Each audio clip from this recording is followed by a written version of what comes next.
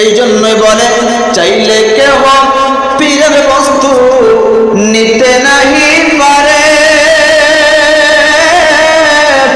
উপযুক্ত হইলে দয়াল ডাইকায় আনবে ঘরে রে, তোমায় ডাইকায় আনবে ঘরে, আর দূর করিয়া দিবে তোমার ভবের যত জ্বালা, কেউ বুঝিতে পারে না রে ওলি আল্লাহর খেলা, ও ভাই কামেল পীরের খেলা। 36 বছরে কারো জ্ঞান কি বটে না, আবার 6 মাসেরই কালের দয়াল দেয় যে 16 আনা, তোমায় দেয় যে 16 আনা, দয়াল যার ইচ্ছা তার দিয়া মিলায় তৌহিদের মেলা, কেউ বুঝিতে পারে না রে ওলি আল্লাহর খেলা, ও ভাই পীর মুর্শিদের খেলা। আমার বাবারা, আমার বন্ধুরা রে, শুধু এখানেই নয়, অন্যান্য নবী রাসূলদের উম্মতের চাইতে আখিরি জামানার উম্মতের দাম অনেক অনেক বেশি। হযরত সুলাইমান আলাইহিস সালামের রাজ দরবারে ওলি আল্লাহ ছিলেন, জিনেরাও ছিলেন। হযরত সুলাইমান আলাইহিস সালাম তার একটা পাখি ছিল হুদহুদ পাখি। এই হুদহুদ পাখি ঘুরে ঘুরে কোথায় কি হচ্ছে সমস্ত সংবাদ এনে সুলাইমান আলাইহিস সালামের কাছে বলতেন। একদিন হুদহুদ পাখির আসতে বিলম্ব হয়ে গেল, আসতে দেরি হয়ে গেল। সুলাইমান আলাইহিস সালাম রাগান্বিত হয়ে বললেন, হুদহুদ রে, তোমাকে হত্যা করা হবে, এত দেরি কেন করলে? হুদহুদ পাখি ডাক দিতে বলে, হুজুর আমার দেরি হয়েছে এই কারণে আপনি মনে করেন আপনি সমগ্র জাহানের বাদশাহ না, এই জমিনের মধ্যে আপনার বাদশাহীর মধ্যে আরেকজন বাদশাহ আছে, ওনার নাম রানী বিলকিস। এই রানী বিলকিস আপনাকে মানে না, আল্লাহ খোদা তিনি মানে না। আমি তার রাজ দরবারে গিয়েছিলাম দেখার জন্য, এই জন্য আমার দেরি হয়ে গেছে। এমন সময় আমার বাবারা সুলাইমান আলাইহিস সালাম বলে, তাই নাকি? এই মুহূর্তে আমার দরবার থেকে এমন কোন ব্যক্তি আসেনি জিনের মধ্যে যিনি রানী বিলকিসের সিংহাসন তাড়াতাড়ি করে আমার রাজ দরবারে আনতে পারবে। জিনদের মধ্যে একজন দাঁড়িয়ে গেলেন, যার নাম ইফরিত। ইফরিত নামক জিন দাঁড়ায় বললেন, জনাব আপনি যদি আমাকে হুকুম দেন, আপনি সিংহাসন থেকে উঠে দাঁড়াই যত সময়, এতটুকু সময়ের মধ্যে আমি রানী বিলকিসের সিংহাসন 80 মাইল দূর থেকে আপনার রাজ দরবার নিয়ে আসবো। জোরে বলেন সুবহানাল্লাহ। একজন জিন বলে, রানী বিলকিসের সিংহাসন তিনি বাদশা সুলাইমান সিংহাসন থেকে উঠতে যে দেরি, এতটুকু সময়ের মধ্যে 80 মাইল দূর থেকে রানী বিলকিসের সিংহাসন এনে দিবেন, কত ক্ষমতা! সুলাইমান আলাইহিস সালাম বললেন, না তা হবে না, আমি এরও বেশি দ্রুতগামী কে এনে দিতে পারবে, আরো তাড়াতাড়ি কে আনতে পারবে? একজন মানুষ দাঁড়াইলেন, যার নাম আসিম ইবনে বলখিয়া। তিনি যখন দাঁড়াইলেন বললেন, কত সময়ের মধ্যে আনতে পারবে? তিনি ছিলেন আল্লাহর একজন ওলি। একজন ওলি, মনে রাখবেন প্রত্যেকটা নবী রাসূলি ওলি, কিন্তু প্রত্যেক নবী প্রত্যেক ওলিরা নবী না, প্রত্যেক নবীরাই ওলি, প্রত্যেক ওলিরা নবী না। ওই সুলাইমান আলাইহিস সালামের দরবারে যখন দাঁড়ায় গেলেন, দাঁড়ায় যাওয়ার আল্লাহর ওলি দাঁড়াইয়া বললেন, হুজুর আপনি চোখের পাতা বন্ধ করবেন আর খুলবেন, এতটুকু সময়ের মধ্যে আমি রানী বিলকিসের সিংহাসন আপনার রাজ দরবারে নিয়ে আসবো। সুবহানাল্লাহ। ওলি আল্লাহর ক্ষমতা কত! যে সুলাইমান আলাইহিস সালাম পর্যন্ত আমার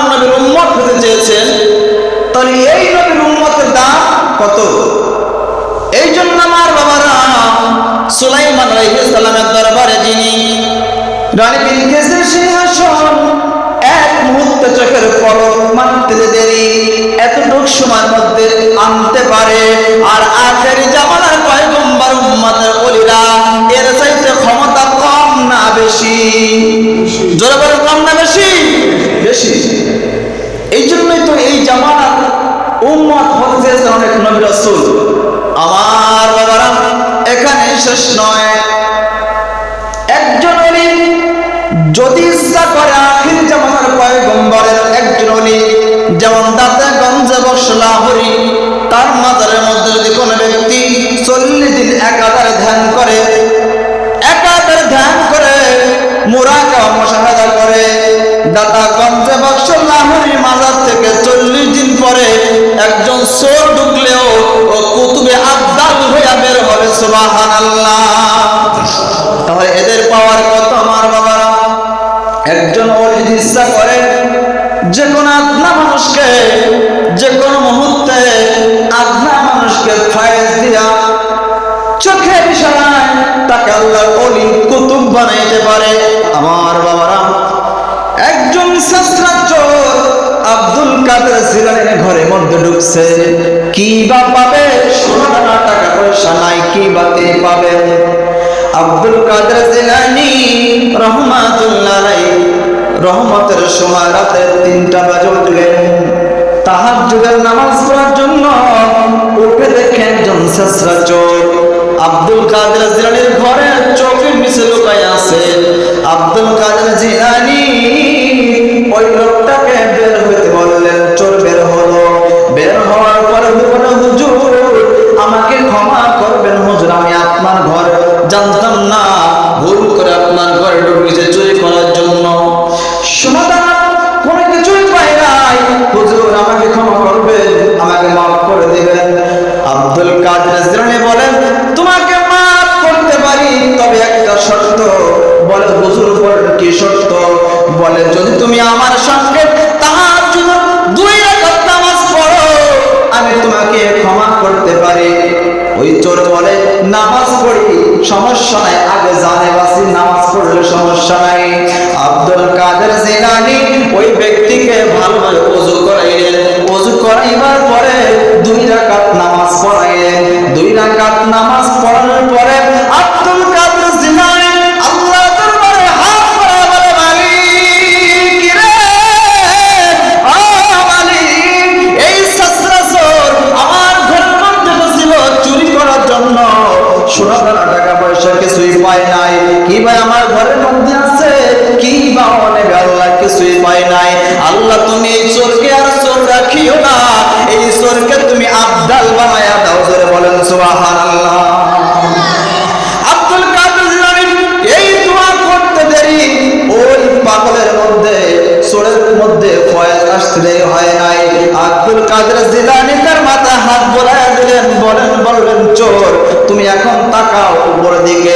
ওই ব্যক্তি বলে, হুজুর আমি এতক্ষণ তাকাইলে দেখতাম দুনিয়ার গাছপালা, দুনিয়ার মানুষ, দুনিয়ার সব কিছু দেখতাম হুজুর, এখন আমি উপর দিকে তাকাইলে সিদরাতুল মুনতাহার বড়ই গাছের পাতা দেখতে পারি। সুবহানাল্লাহ। এটাই আল্লাহ ওলিদের ক্ষমতা, পাওয়ার, ইত্তেহাদি বলে আপনাকে যে কোনো মুহূর্তে মুরদাদের জিন্দা করে আপনার কলবের মধ্যে আল্লাহ আল্লাহ জিকির জারি করতে পারে কি পারে না? এই জন্য আল্লাহর ওলির দরবারে মানুষ যায়, এই জন্য আল্লাহর দরবারে মানুষ যায়। ওলি আল্লাহর দরবারে গেলে আপনার মুর্দা কলব জিন্দা হয়। ওলি আল্লাহর দরবারে গেলে অনেক খারাপ মানুষ ভালো হয়ে যায়। অনেকে বলে পীরের দরবারে গেলে চোর যায়, বাটপার যায়, জেনাখোর যায়, মদখোর যায়, এগুলা পীরের দরবারে গেলে পীরের বদনাম হয় না। বাবা মনে রাখবেন, হসপিটালের মধ্যে ডাক্তারের কাছে রুগী যায় না ভালো মানুষ যায়? রুগী যায়। তো যারা আল্লাহর ওলি, যারা আল্লাহর বন্ধু, আল্লাহ তো নিজেই বলেছেন আল্লাহর ওলির সম্পর্কে তাদের কোনো ভয় নাই, তাদের কোনো চিন্তাও নাই। তাদের কাছে মানুষ যেমন দুনিয়াতে রোগ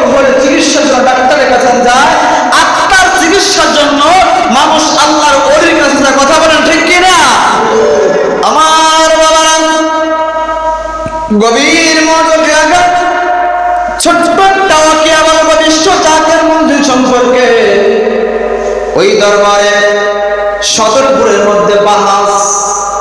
কার বিরুদ্ধে? আট্টশিল্পীদের বিরুদ্ধে বাহাস। এখানে ভণ্ডের দরবার, নানান প্রকার অপকর্ম হয়, খারাপ মানুষ যায়, এখানে অন্যায় কাজ হয়, মাজারে সেজদা হয়, এখানে নারী পুরুষ একসঙ্গে নাচানাচি করে। এমন কথা বলে বলে যখন প্রচার করলো, বলল আট্টশী হুজুরের সঙ্গে বাহাস হবে সদরপুরের মধ্যে। হুজুর লাঠি ভর দিয়ে দিয়ে আস্তে আস্তে করে সদরপুর মাঠে আসলেন বাহাসের জন্য। আসার পরে আমার বাবারা, বিজ্ঞ বিজ্ঞ আলেমেরা ওখানে এসে বাহাস করবে। এবার বিশ্বরী ফরিদপুরি কেবলাদান হুজুর আস্তে আস্তে করে মঞ্চের মধ্যে উঠলেন। জবরদস্তি আলেমেরা বসা। হুজুর প্রথমেই প্রশ্ন করলেন, বাবা আপনারা যে আমার সঙ্গে বহাস করবেন, এখানে বহাস করার জন্য তো একজন সভাপতি নিযুক্ত করা হবে। প্রত্যেকটা সভায়, প্রত্যেকটা অনুষ্ঠানে একটা সভাপতি থাকে। খুব ভাইরা, এখানে তো একজন সভাপতির দরকার, আপনারা কি সভাপতি নিযুক্ত করছেন কিনা? আমরা তো এখানে কোন সভাপতি নিযুক্ত করি নাই, তবে আপনার যার মনে চায় তাকে নির্বাচন করেন সভাপতির জন্য। আমার পীর কেবলাদান হুজুর কোন স্টেজের মানুষের দিকে তাকাইলেন না, তিনি মাঠের মধ্যে একটা লোককে ইশারা করলেন। লোকটা দাঁড়াইল। লোকটা জন্মগতভাবে বোবা, জন্মগতভাবে বোবা, কথা বলতে পারে না। এমন একজন ব্যক্তিকে সভাপতি বানানোর জন্য পীর কেবলাদান হুজুর তাকে দাঁড় করাইলেন। ওই ব্যক্তি দাঁড়াইলেন, তখন বলে, বাবা তোমার নাম কি? ওই লোকটা কোনো কথা বলে না, কারণ বোবা। ঈশ্বরের সমস্ত বিজ্ঞ বিজ্ঞ আলেম শ্রোতারা পর্যন্ত হাসতেছে। আট্টশীর হুজুর বুঝি পাগল হয়ে গেছে। এ কেমন পাগল, তাকে আমরা ভণ্ড বলতাম, আসলেই তিনি ভণ্ড। একজন বোবা মানুষকে উনি সভাপতি নিযুক্ত করবে, মধ্যবয়সী, যিনি জন্মগত বোবা, কথা বলতে পারে না। এই লোক কেমন করে সভাপতি হবে? লোকজন বলতেছে বোবা, জন্মগত বোবা, ইনি সভাপতি হইতে পারবে না। পীর কেবলাদান হুজুর বললেন, বাবা আপনার নাম কি? লোকেরা বলল ওনার নাম বেলাল, কিন্তু লোকটা কথা বলতে পারে না। একবার দুইবার যখন পীর কেবলাদান হুজুর বললেন, বাবা আপনার নাম কি? লোকটা কথা বলে না। তিনবারের বেলায় পীর কেবলাদান হুজুর শাহাদাত আঙ্গুলি ইশারা দিয়ে ধমক দিয়ে বললেন, বলেন বাবা আপনার নাম কি? তিনবারের মাথা শাহাদাত আঙ্গুলি ইশারা দিয়ে ধমক দিয়ে বলার সঙ্গে সঙ্গে লোকটা বলে উঠল, হুজুর আমার নাম বেলাল। জোরে বলেন সুবহানাল্লাহ। এই জন্যই বলেছি, চাইলে কেহ পীরের বস্তু নিতে নাহি পারে, আরে উপযুক্ত হইলে রে দয়াল ডাইকা আনবে ঘরের তোমায়, ডাইকা আনবে ঘরে, আরে দূর করিয়া দিবে তোমার ভবের যত জ্বালা, কেউ বুঝিতে পারে না রে ওলি আল্লাহর খেলা, ও ভাই পীর মুর্শিদের খেলা। আমি ইও পড়তে শুনেছি সরগুনাই দরবার শরীফের একজন আদনা জাকের, আদনা মুরিদ, তিনি পদ্মা নদী হয়ে, কারণ আপনার সরগুনার জমিনের পাশে তো নদী, বহু লঞ্চ আসে, বড় বড় লঞ্চ, বড় বড় লঞ্চ ভরে ভরে দরবারে ভক্তবৃন্দরা আসে। হঠাৎ করে একদিন এক আদনা মুরিদের সন্তান লঞ্চ থেকে পানির মধ্যে পড়ে গেলেন। এই অবস্থায় সন্তানকে আর খুঁজে পায় না, পানির মধ্যে পড়ে গেছে।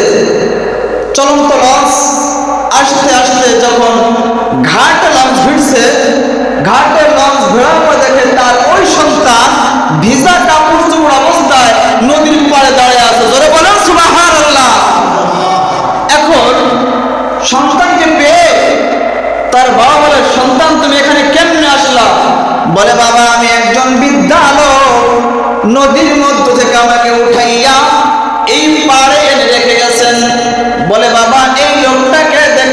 চিনবা কিনা, এই লোকটাকে দেখলে চিনবা কিনা? বলে বাবা অবশ্যই চিনবো। যখন দরবার শরীফের ভিতরে আসে, দরবার শরীফের ভিতরে আসে মরহুম ফজলুল বিশ্বনাথের কি ফজলুল হক, ওই ফজলুল হক রহমাতুল্লাহ আলাইহির কাছে যখন নিলেন, বলেন বাবা এই বৃদ্ধ লোকটাই আমাকে পানি থেকে উঠাইয়া পাড়ে বিরাইছে। সুবহানাল্লাহ। এই জন্য ওলি আল্লাহর ক্ষমতা অনেক পাওয়ারফুল। আখির জামানার পয়গম্বর মুহাম্মদুর রাসূলুল্লাহ সাল্লাল্লাহু আলাইহি ওয়াসাল্লামের উম্মতের পাওয়ার অন্যান্য জামানার হাজার উম্মতের সাথে বেশি। কথা বলেন ঠিক কিনা আমার বাবারা? এই জন্য যারা যেই দরবারে যান, যেই পীর মুর্শিদের দরবারে যান, পীরের দরবারে যাইয়া আদবের সহিত দাঁড়াবেন, বিয়াদবি করা যাবে না। বিয়াদবি করলে আজ হোক কাল হোক তকদিরের মধ্যে পোকা লাগবে। কথা বলেন ঠিক কিনা? এই জন্য যার যে পীর মুর্শিদ আছে তাকে ভক্তি করবেন, শ্রদ্ধা করবেন, তার কথাগুলো পূর্ণভাবে পালন করার চেষ্টা করবেন। এই দুনিয়া ফিতনার জামানা, ফাসাদের জামানা। পীরের দরবারে যাইয়া কখনো উগ্রপন্থী হওয়া যাবে না। পীরের দরবারে গিয়ে কখনো বিয়াদবি করা যাবে না। বিয়াদবি করলে আপনার তকদিরে পোকা লাগবেই লাগবে। আপনি যদি আপনার পীরের দরবারে যাইয়া আপনি উল্টা পুল্টা কোন কাজ করেন, আল্লাহর ওলির রাডার এত বড়, আল্লাহর ওলির রাডার এত বড়। আমার বাবারা, যেই হুদহুদ পাখির কথা বলেছিলাম, ওই হুদহুদ পাখি যদি জমিনের নিচে তাকাইতো, জমিনের নিচে কোথায় পানি আছে হুদহুদ পাখি বলতে পারতো। একটা হুদহুদ পাখি সুলাইমান আলাইহিস সালামের জামানায় যদি পানির কোথায় আছে চোখ দিয়ে দেখতে পারে, আল্লাহর ওলিরা দেখার ক্ষমতা আছে না নাই? এই জন্য পীরকে বলতেন বাবা একটা সাগরের মধ্যে একটা কচ্ছপ কতবার উলট পালট খায়, আল্লাহ তাও আমাকে দেখায়। ধরে বলেন সুবহানাল্লাহ। মুর্শিদের দরবারে যাইয়া নত শিরে দাঁড়াইয়া ও তার হুকুমের আশায় দিলে সে জাজত বসিও আদবের সত। হাকিকত আছে ওই জায়গায় বিশ্বাস ভক্তি থাকিলে মুক্তি কে জানে কার ভাগ্যে হয়। যদি আপনার মুর্শিদ আপনাদিকে একবার নজরে তাকায়, আপনার মুর্দা কলব আমার আল্লাহ জিন্দা বানায় দিবে। জোরে বলেন সুবহানাল্লাহ। যদি পীর মুর্শিদে চায় এক মুহূর্তে লতিফার ফয়েজ দিয়ে আপনার আল্লাহ ভোলা দিলের মধ্যে আল্লাহ আল্লাহ জিকির জারি করে দিতে পারেন, আল্লাহ আল্লাহ জিকির জারি করে দিতে পারেন। এমন আল্লাহর ওলি আছে রে, যারা ইচ্ছা করলে মুহূর্তের মধ্যে তাম পৃথিবীর খবর, তাম পৃথিবীর খবর আল্লাহ তাদের চোখের রাডারে ধরাই দিতে পারে। জোরে বলেন সুবহানাল্লাহ। এই জন্য আমার বাবারা, হক আল্লাহর ওলিদের হাতে বায়াত হবেন। বায়াত ছাড়া এ জীবনের কোনো মূল্য নাই। বায়াত যদি আপনি না হন, মনে করেন আমার বাবা মা আছে আমি কেন বায়াত হব? আরে বাবারে, আপনার বাপ মা কয়দিন আছে আপনি জানেন না। বাপ মার খেদমত করা, বাপ মার খবর রাখা একটা বন্দেগী। ওলি আল্লাহর কাছে বায়াত হওয়া আর একটা বন্দেগী। কথা বলেন ঠিক কিনা আমার বাবারা, আমার বন্ধুরা রে, রহমাতুল আলামিন পর্দা করার পরে আবু বকর, উসমান, ওমর, এরপরে আমার বাবারা আলী, হাসান, হোসেন মাধ্যমে ইমাম বাকির থেকে শুরু করে আস্তে আস্তে প্রত্যেকটা দরবারের সাজরা মুবারক আছে, ওই সাজরা গিয়ে আবু বকর হয়ে রহমাতুল আলামিন পর্যন্ত পৌঁছেছে।